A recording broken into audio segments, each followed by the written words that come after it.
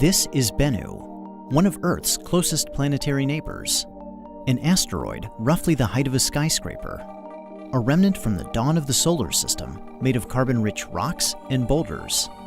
And since late 2018, the place that NASA's OSIRIS-REx mission has called home.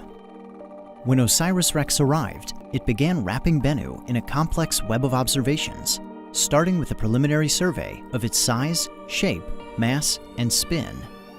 On New Year's Eve, OSIRIS-REx was captured into orbit by Bennu's minuscule gravity, making it the smallest world ever to be orbited by a spacecraft.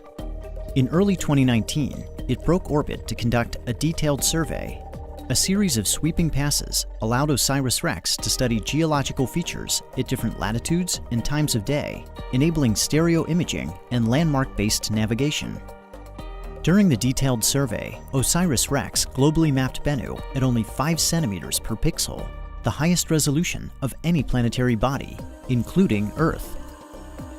On June 12th, the spacecraft entered a new orbit at an altitude of just 680 meters, setting another record and establishing a home orbit for the remainder of the mission. In September, it began reconnaissance on 4 candidate sample collection sites, potential locations on Bennu to touch down and collect a sample later in the mission. OSIRIS-REx concluded its first year at Bennu back in orbit, circling the asteroid's terminator, or boundary between day and night.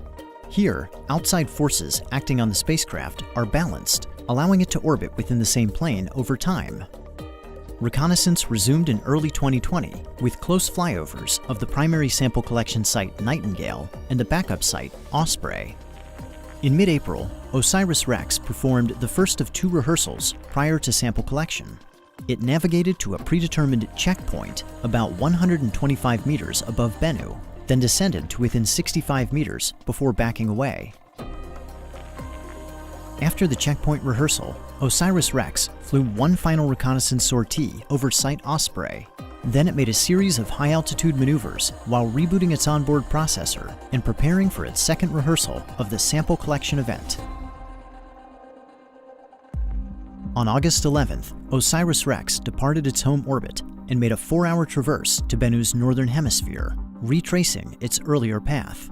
After performing the checkpoint engine burn to begin its descent, it made a second engine burn called Match Point to match Bennu's rotation before backing away at an altitude of approximately 40 meters.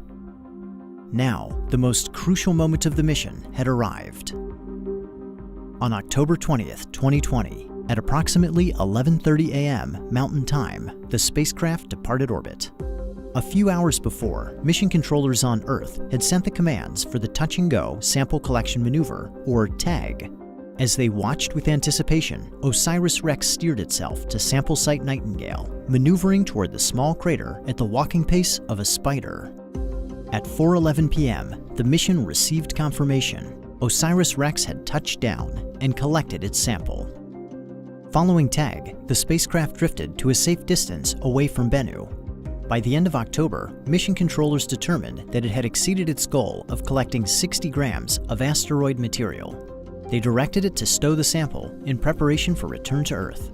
Before departing Bennu, OSIRIS-REx was given one final task.